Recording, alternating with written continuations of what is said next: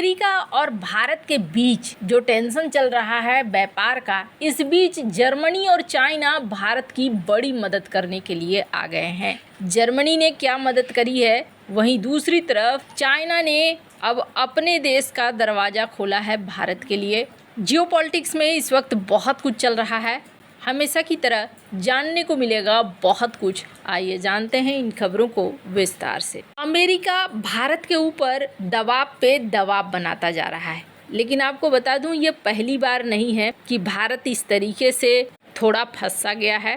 H1B visa की बात हो या टैरिफ की बात हो, जैसे कि अभी एक और नई चीज़ अमेरिका से निकल कर आ रही है कि हो सकता है भारतीय झींगा के ऊपर भी ये टैरिफ लगाएं या रोक लगाएं, किसी तरीके का बैन करें। तो ये सारी चीज़ें देखने को मिल रही है, ये भारत के लिए नया नहीं है। अगर ऐसा लग रहा है कि अब क्या होगा, आगे क्या होगा, तो ऐसी बात नहीं है। इससे पहले जब सोवियत संघ था तब भारत सोवियत संघ को चाय बेचता था और बहुत ज़्यादा मात्रा में। सोवियत संघ भारत का टॉप का चाय आयातक था, लेकिन क्या हुआ, अचानक से सोवियत संघ विघटित हो गया, टूट गया। और जब टूट गया सोवियत संघ तो भारत के लिए मुश्किलें होनी शुरू हो गई। बहुत सारे लोगों ने कहा, उसमें जो एक्सपर्ट थे, कि भारत तो यहाँ बर्बाद हो गया, भारत का ये बड़ा मार्केट अब तबाह हो गया। 1991 में सोवियत संघ के पतन के साथ भारतीय चाय उद्योग को सबसे बड़ा झटका लगा था। लेकिन क्या हुआ, फिर भारत ने धीरे धीरे नए बाजारों को तलाशना शुरू कर दिया। मिडिल ईस्ट में,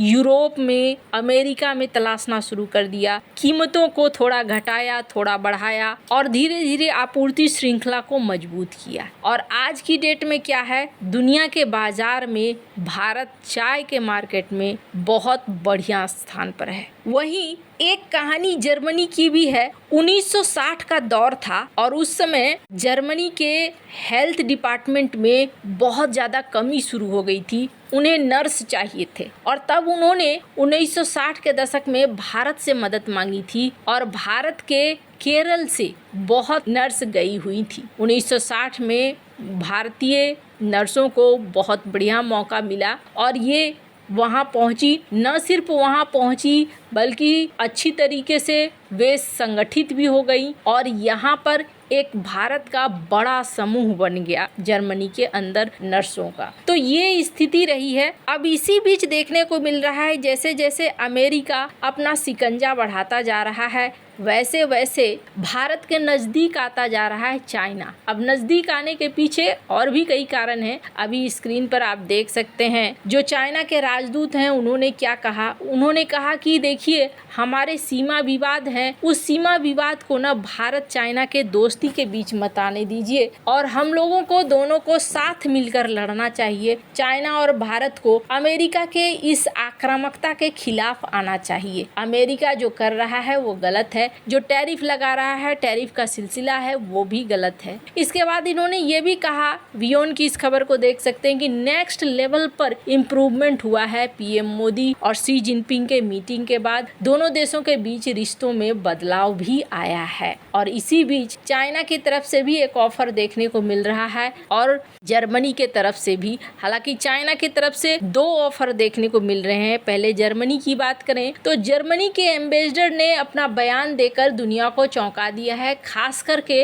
अमेरिका को चौंका दिया है। और ये बात समझिए कि भारत के लिए थोड़ी मुश्किल हो रही है। भारत अपने टैलेंट को जगह नहीं दे पा रहा है या फिर यूं कहें कि अर्थव्यवस्था वैसी नहीं है कि उस तरीके से मांग पूरी कर सके। पर यहाँ पर दुनिया के बाजार में भारतीय टैलेंटों की कितनी मांग है इसको ऐसे समझिए। अमेरिकी सरकार की तरफ से H1B वीजा के लिए फीस बढ़ा दिया गया। इसके बाद अब देखने को मिल रहा है कि जर्मनी ने भारत को सीधे ऑफर दिया है और इनके राजदूत ने एक वीडियो पोस्ट किया और उन्होंने कहा कि हमें चाहिए भारतीय टैलेंट। भारत में जर्मन राजदूत डॉक्टर फिलिप एकरमैन ने स्किल्ड भारतीय वर्कर को खुला निमंत्रण दिया और जर्मनी को अमेरिका के एक स्थिर और लाभदायक ऑप्शन के रूप में पेश किया। सोशल मीडिया प्लेटफॉर्म पर उन्होंने इस वीडियो को पोस्ट किया है। उन्होंने कहा कि जितने हाई स्किल्ड भारतीय हैं, मेरी उनसे अपील है, जर्मनी अपने स्थिर प्रवासन नीतियों, IT, मैनेजमेंट, साइंस, टेक्नोलॉजी के क्षेत्र में भारतीयों को बेहतरीन रोजगार के अवसर देने के लिए तैयार है। वीडियो संदेश में राजदूत ने कहा कि देखिए, भारतीय जर्मनी में सबसे अधिक कमाई करने वालों में शामिल हैं। उन्होंने कहा कि जर्मनी में काम करने वाला एक औसत जर्मन से ज्यादा कमाता है। उन्होंने इस बात पर भी जोर दिया कि ये एक अच्छी बात है। एकरमैन ने आगे कहा कि ज्यादा वेतन का मतलब है भारतीय हमारे समाज और हमारे विकास में बड़ा योगदान दे रहे हैं। हम कड़ी मेहनत और बेहतरीन लोगों को बेहतरीन नौकरी देने में यकीन करते हैं, ये कहना है जर्मन राजदूत का। तो यहाँ पर इन्होंने कहा कि हम स्थिर हैं, ऐसा नहीं है कि कोई दिक्कत होगी आपको। अब जर्मनी को समस्या क्या है, जर्मनी क्यों भारत को ऑफर दे रहा है, तो इसे ऐसे समझिए, जर्मनी के पास इस समय बढ़ती उम्र की आबादी है। जर्मनी का जो पॉपुलेशन है उसमें अभी यंग लोगों की संख्या कम हो रही है और एक्सपर्ट मानते हैं कि देश में बुजुर्गों की बढ़ती संख्या के कारण जर्मनी की अर्थव्यवस्था को 2040 तक सालाना 2,88,000 लोगों की जरूरत पड़ेगी, जो बाहरी लोग हों, प्रवासी हों, आए और यहाँ पर काम करें उनके लिए। और जर्मनी इस मौके को छोड़ना नहीं चाहता है। बीते साल जर्मनी ने 2 लाख पेशेवर वीजा जारी करने का वादा किया था और इसमें से 90,000 भारतीयों के लिए निर्धारित किए गए थे। लगभग 1,30,000 भारतीय पेशेवर पहले से ही जर्मनी में रह रहे हैं।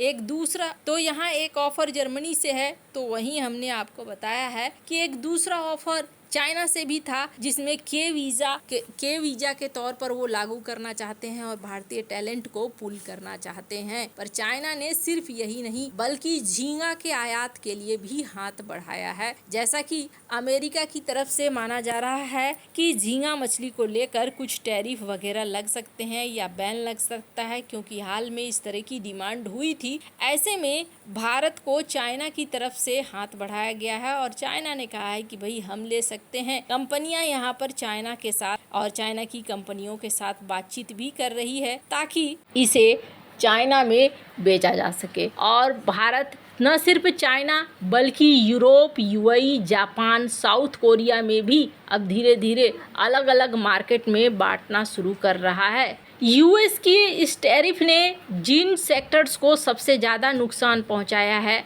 उनमें ये झींगा मछली, textile, James and jewellery, leather, footwear और केमिकल्स मशीनरी वाले हैं, जिसमें धीरे धीरे भारत अलग अलग जगहों को तलाश कर रहा है। वैसे भारत को सफलता मिल जाएगी, ठीक वैसे ही जैसे चाय के मामले में हुआ, बस थोड़ा वक्त लगेगा और उसी वक्त को संभालने के लिए कहीं ना कहीं भारत अपने देशवासियों को कह रहा है कि आप स्वदेशी खरीदें। एक बार अगर स्वदेशी खरीद की चलन बढ़ जाएगी तो फिर क्या होगा, भारत की अर्थव्यवस्था को बड़ी मदद मिलेगी। खैर, आने वाले समय में जिस तरीके से फैली हुई है कुव्यवस्था कि आगे क्या होगा, ट्रम्प के टैरिफ के बाद जिस तरीके से हलचल मची हुई है, ये बता रही है कि भारत को अलग अलग नए ऑप्शन तलाशने होंगे। कुछ सालों बाद या कुछ महीनों बाद एक ऐसी स्थिति में भारत पहुंच जाएगा जहां पर आप देखेंगे भारत के पास बहुत सारा ऑप्शन है। आज भी चाय को लेकर कैसा रूस में माहौल है, इसका अंदाजा आप ऐसे लगा सकते हैं कि एलन मस्क ने रूस के स्पेस चीफ से पूछा था आपकी फेवरेट चाय कौन सी है,